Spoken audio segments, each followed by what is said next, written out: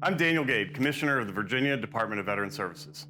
Our Justice Involved Veterans Program is part of the Virginia Veterans and Family Support Program, which is a critical component of our agency's operations right here in the Commonwealth of Virginia. At the Virginia Department of Veteran Services, we serve all of Virginia's veterans. That includes those veterans who've gotten caught up in the justice system. The Justice Involved Veterans Program exists to ease the transition from being involved in the justice system to being involved in the community again. And what we do is 120 days prior to release, we help those veterans plot their course into the future. I am a daughter of an Army veteran, and I'm a sister of a Navy veteran. So I really believe in connecting veterans to what they need. We should serve them as they've served us. And when it comes to veterans in the criminal justice system, a lot of times they are voiceless. And I feel like we are advocates for them, especially since they have so many barriers. If our veterans are incarcerated in a jail or prison, they can connect with our team about 120 days prior to release. If they're in our local jails, a lot of times they'll connect sooner, but if they're in Department of Corrections, we have a streamlined referral process that their institutional counselors can use to connect to us directly. And so we developed that process specifically for our community partners and our criminal justice partners. And once they send that referral, we will connect them to a veteran justice specialist. I was a mental health specialist in the Army. There I worked with veterans pre and post deployment. I was in a combat stress unit, so my whole job was to address crisis situations.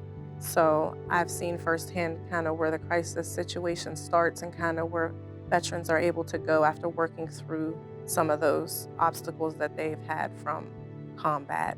I think it's really important that you seek help and that you tell people what you're feeling and what you need. When veterans are justice involved, they mostly are coming out and they need assistance in a multitude of areas. So employment, they need mental health, substance abuse treatment. But before they're able to obtain or even worry about those things, they have to have housing. So we fully believe in the housing first model, where a veteran needs housing in order to address all of those other barriers that may be in their way of what they deem as successful. Depending on your need, we're here to determine the eligibility and to match you with the best housing resource. What we try to do is connect justice-involved veterans with community resources that are available to assist them during their reentry process, or if they're dealing with unique barriers represented by justice involvement. So if there's a felony background or if they have a registry obligation, we try to help them navigate those barriers. Most of the time, we get a referral from justice personnel within the institutions, so either jails or prisons. They'll reach out to us directly or through our Justice Involved Services program. Otherwise, it'll be through court personnel where they'll say, hey, I have a veteran who's involved with probation or parole, or they just got out of jail, or they're getting ready to be released, and they have usually a material need or something that they need to connect with, and then by talking to our program, we can get them connected to resources to support them. The criminal justice system can be very complicated, it can be very involved, so understanding where a veteran is in that reentry process or what intercept we can potentially meet them at in that system, at that point we can connect them to the right services at the right time. One of the unique things about my region of the Commonwealth is that we have 3 veteran treatment courts, and that's actually where a lot of my caseload comes from. That as they're going through the treatment dockets, we want to make sure that they have all of the supportive services that they need to get through the treatment program.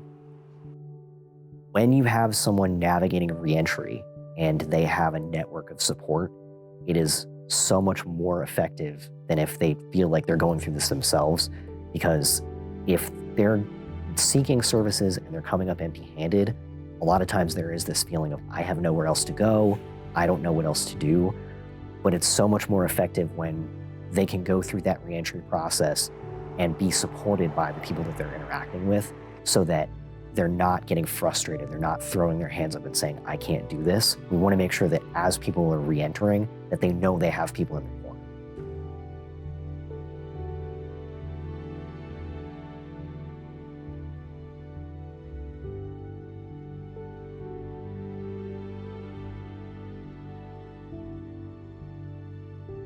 The veteran population is a very prideful population, and they take pride in a lot of things that they do.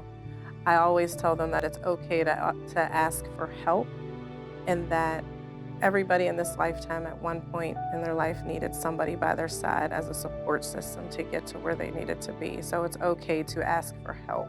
We really want our incarcerated veterans to know that we are here for them, we support them as they return to their communities, and we are advocates for them. No matter what mistakes lie in the past, we're here to help you plot out a bright, productive future for yourself and your family. We're really here to serve them as they've served us.